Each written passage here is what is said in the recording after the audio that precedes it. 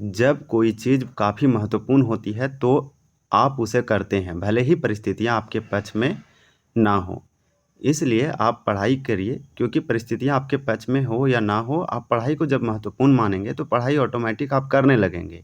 और पढ़ाई करने से आपको जो मिलेगा वो आप भविष्य में आप दूसरे चीज़ों से नहीं मिलेगा। इसलिए बहुत ज़रूरी है पढ़ाई करना।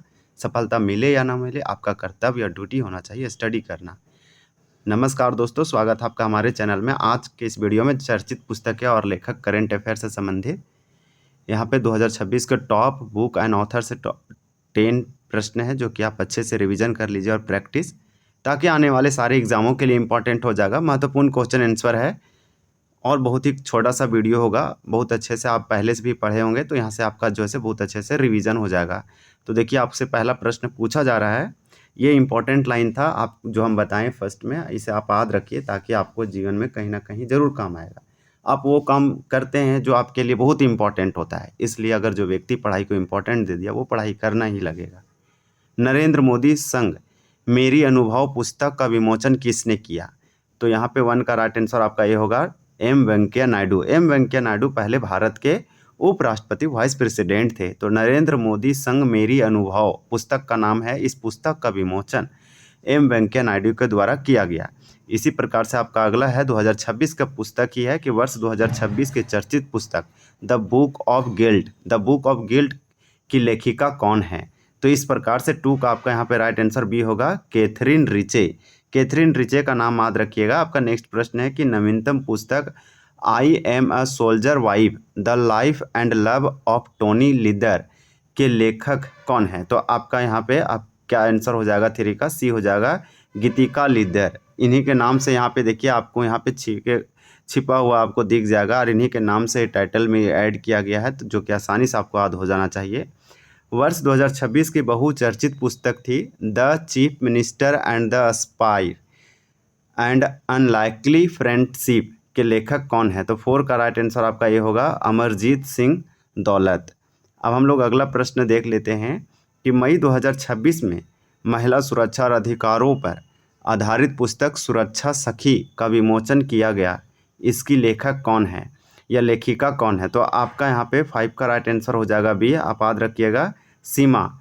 सीमा इनका जो है लेखक है। यहाँ पे सही से करेक्ट टाइपिंग नहीं हुआ, इसके कारण से ये मिस है। तो सीमा करके कोई है जो कि इम्पोर्टेंट होगा, इसे आप याद रखिएगा। मई 2026 में मुख्यमंत्री निवास पर विमोचित पुस्तक माटी राजस्थान हरी। तो मई 2026 में मुख्यमंत्री निवास पर विमोचित माटी राजस्थान हरी के लेखक कौन है? यहाँ पे आपका 6 का करेक्ट आंसर डी हो जाएगा, डॉक्टर वसुदेव देवनानी एवं टीम। तो आपका यहाँ करेक्ट आंसर डी है। इसी प्रकार से आपका 7 प्रश्न है कि प्रसिद्ध ऐतिहासिक पुस्तक है डिस्कवरी ऑफ इंडिया, भारत की खोज के लेखक कौन है? ये पुराना लेकिन चर्चा में था। आपका 7 का सी हो जाएगा, जवाहरलाल नेहरू।